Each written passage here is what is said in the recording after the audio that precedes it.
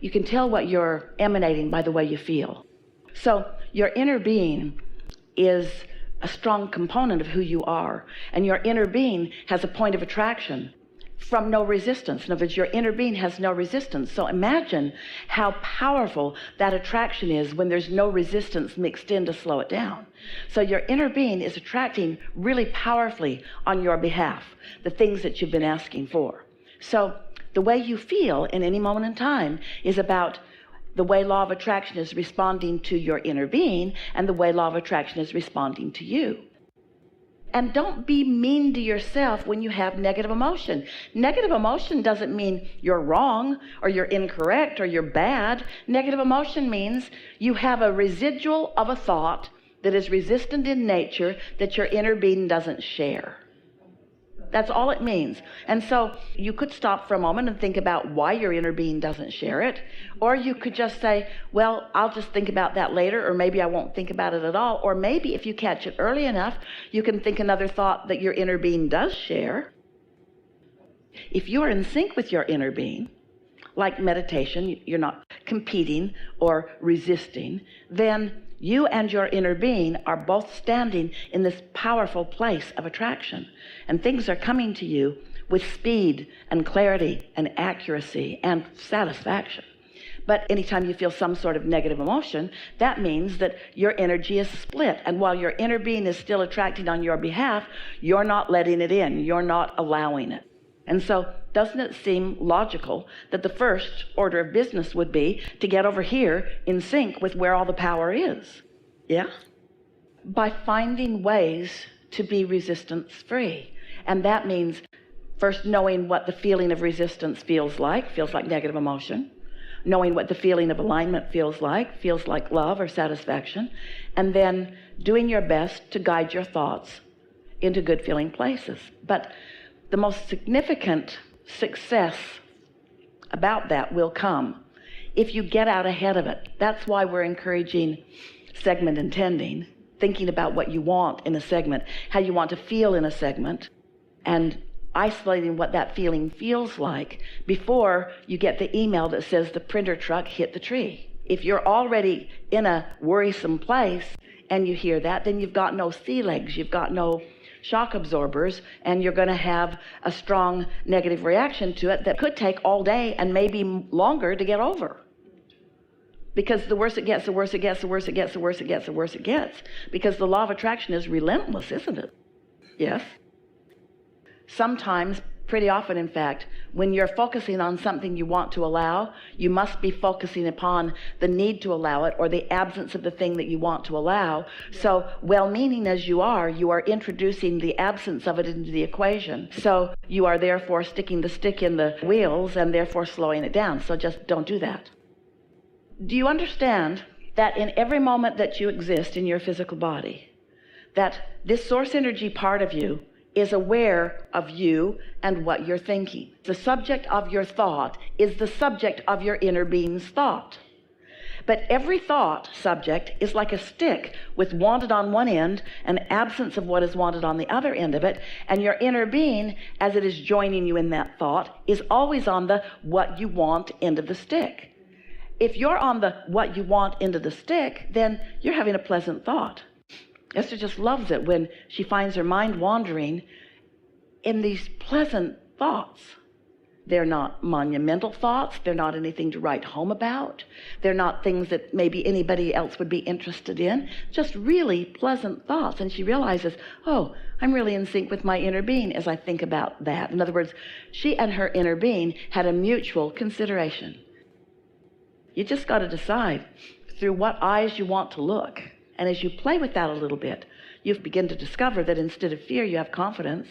And instead of confusion, you have clarity. And instead of yearning, you have knowing. And instead of hate, you have love. That's really what your quest is about everything anyway, isn't it? Is it boring? Is it boring to be tuned in? There's not much drama in connection.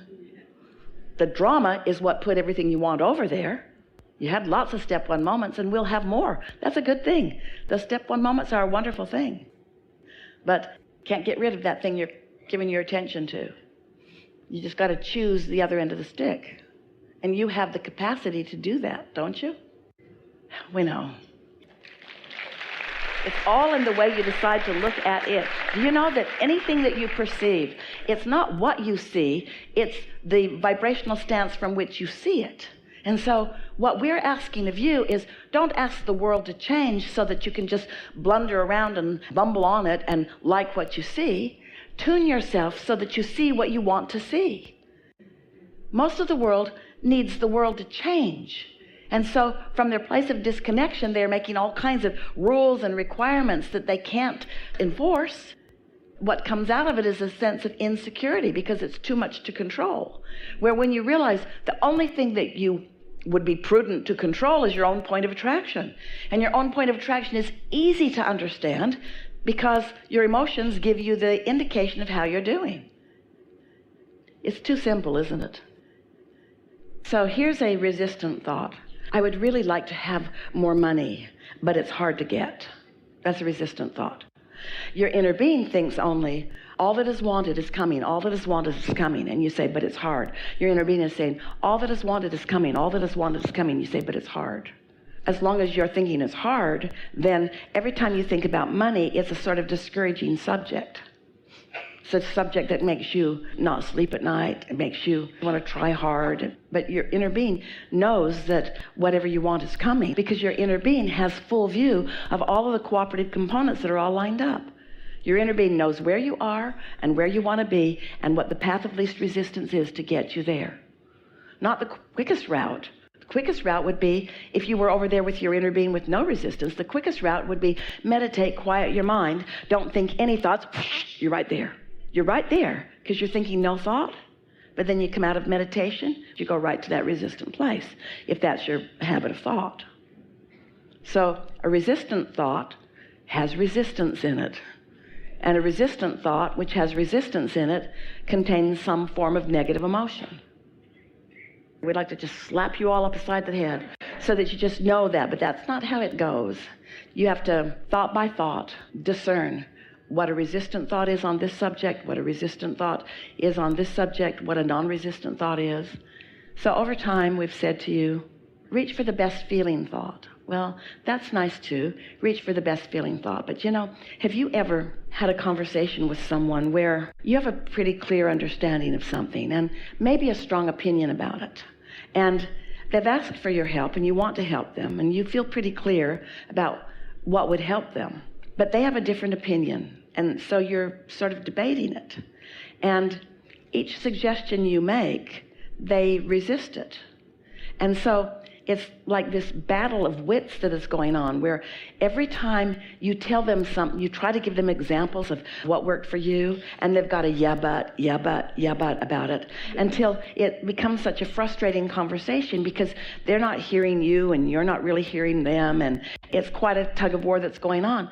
You have those two people in yourself much of the time. So your inner being is always knowing that what you want is possible and in fact is lined up. Do you know what the greatest cause of resistance is in resistant thought? Do you know what the greatest cause of it is? Your current reality. Because if you want something that you don't have and you're really focused upon what you've got, which isn't what you want, then your awareness of what is preventing you from going to where you want to go. Isn't that interesting?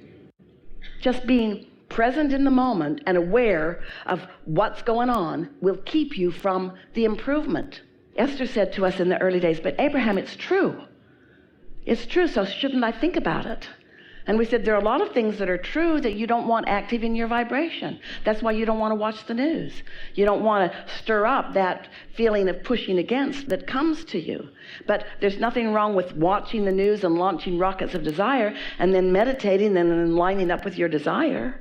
Now reality, now manifested reality is the culprit that prevents you from the improvement that you want. But because the balance of who you are is more about alignment than not, sometimes right in the middle of something that feels like even a crisis, the universe will deliver answers to you before the problem is even in your awareness. Answers before you even know you had a problem.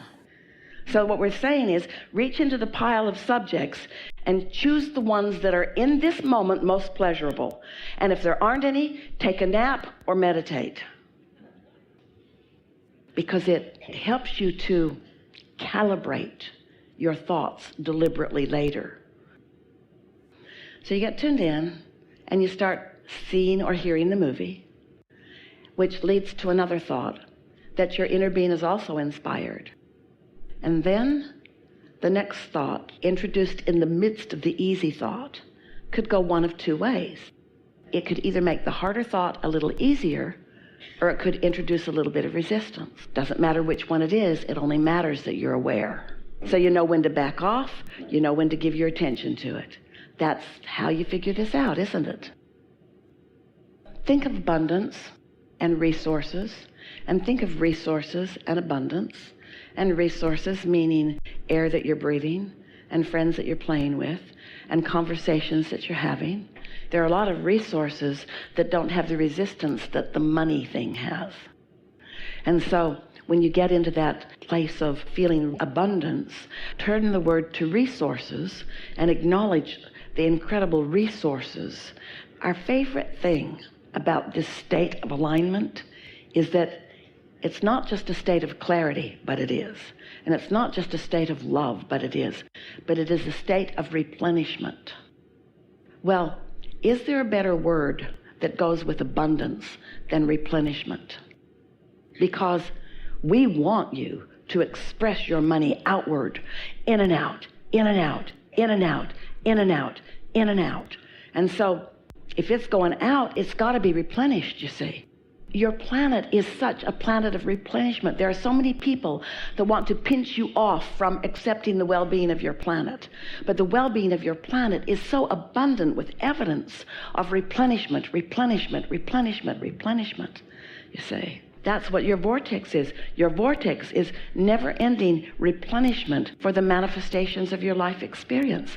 You're not ever going to be without the things that are important to you, because your vortex is laden with them and flowing them to you, you see. So when you think in terms of your vortex and the abundance of it, and you get those glimpses of it flowing to you, for Esther, the feeling of clarity is the strongest feeling of abundance that she has. But she sees it everywhere. Replenishment, replenishment, replenishment, replenishment, replenishment, never-ending replenishment, never-ending abundance. Question, answer, problem, solution, replenishment, replenishment, replenishment, replenishment.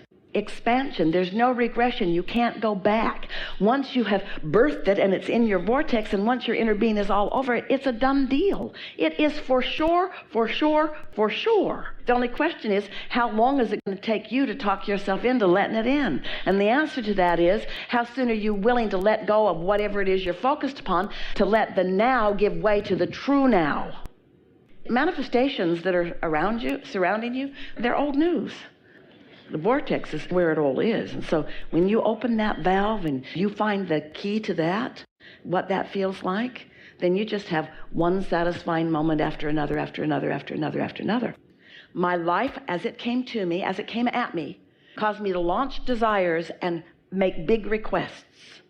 And my vortex, full of those requests, and my inner being standing there with them, gathered all the cooperative components and accomplished the vibrational version of that.